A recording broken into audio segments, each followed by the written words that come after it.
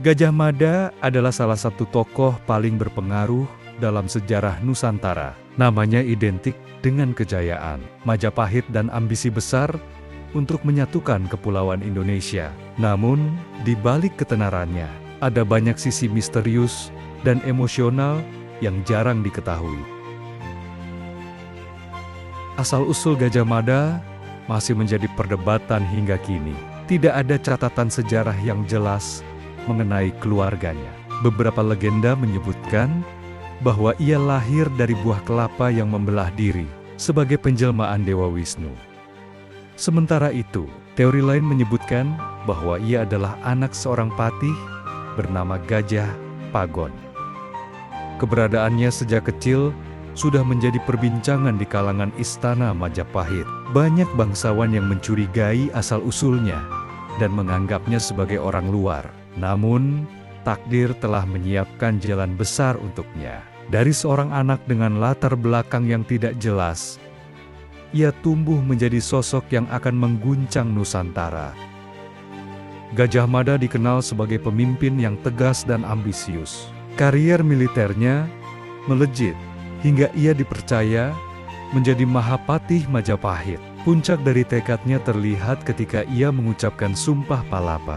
Aku tidak akan menikmati kesenangan duniawi sebelum Nusantara bersatu di bawah Panji Majapahit. Pernyataannya itu mengejutkan banyak orang. Sebagian mengaguminya, tetapi tidak sedikit yang meragukannya. Beberapa pejabat istana, seperti Ra Kembar dan Lembu Peteng, melihatnya sebagai ancaman. Ambisinya terlalu besar, bisik mereka. Meski menghadapi perlawanan internal, Gajah Mada tetap teguh. Ia mulai menaklukkan kerajaan-kerajaan lain di Nusantara, menjadikan Majapahit semakin kuat. Namun, di balik kejayaan itu, semakin banyak musuh yang menunggu saat untuk menjatuhkannya. Di tengah ambisi politiknya, Gajah Mada juga memiliki sisi manusiawi yang jarang diketahui.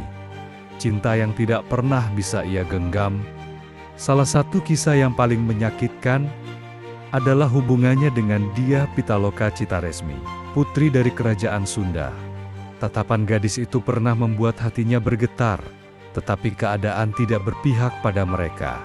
Saat Gajah Mada berdiri di medan perang, menatap tubuh sang putri yang tak bernyawa, ia merasakan kekosongan yang mendalam. Untuk pertama kalinya, ia mempertanyakan, apakah kemenangan benar-benar berarti jika harus kehilangan sesuatu yang berharga? Meskipun namanya menjadi legenda, tidak ada yang tahu pasti seperti apa wajah asli Gajah Mada. Tidak ada lukisan atau patung yang benar-benar menggambarkan sosoknya.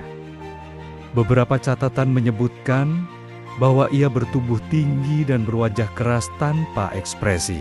Ada pula yang percaya bahwa ia adalah sosok gaib, utusan dari dunia lain yang dikirim untuk menyatukan Nusantara.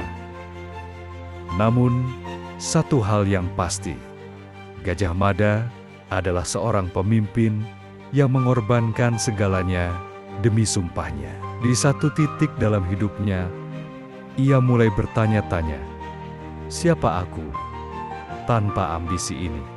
Ketika ia berdiri di tepi sungai, menatap pantulan dirinya di air yang beriak, ia menyadari bahwa ia telah menjadi legenda, tetapi seorang legenda tidak memiliki wajah. Setelah perang bubat, Gajah Mada menghilang dari catatan sejarah. Tidak ada yang tahu pasti kemana ia pergi. Beberapa teori menyebutkan bahwa ia meninggal dalam pengasingan. Namun, ada juga kepercayaan bahwa ia moksa, menghilang secara spiritual, dan meninggalkan dunia manusia untuk kembali ke asalnya. Di suatu tempat, seorang lelaki tua duduk di tepi hutan, menatap langit yang mulai gelap. Di wajahnya, ada ketenangan yang tak pernah ia rasakan selama hidupnya di Majapahit. Angin berbisik, membawa suara yang samar. Gajah Mada telah pergi. Namun, apakah ia benar-benar pergi? Atau Seperti yang dipercayai beberapa orang, ia masih mengawasi Nusantara dari balik bayang-bayang, menunggu saat yang tepat untuk kembali.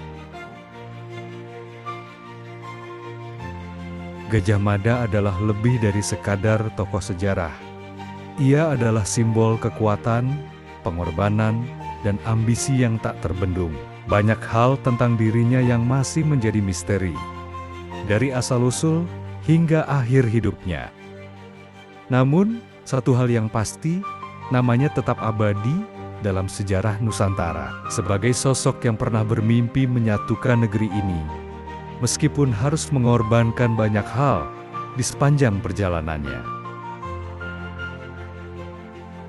Gajah Mada adalah sosok yang merepresentasikan nilai-nilai kepemimpinan dan pengabdian yang luar biasa. Tekadnya yang kuat dan keteguhan pendiriannya terlihat jelas dalam Sumpah Palapa, di mana ia bersumpah untuk tidak menikmati kesenangan duniawi sebelum berhasil menyatukan Nusantara. Ini menunjukkan komitmennya yang luar biasa terhadap visi besar yang ia impikan. Selain itu, kerja keras dan semangat pantang menyerahnya menjadi bukti bahwa keberhasilan tidak datang begitu saja, melainkan melalui perjuangan tanpa henti.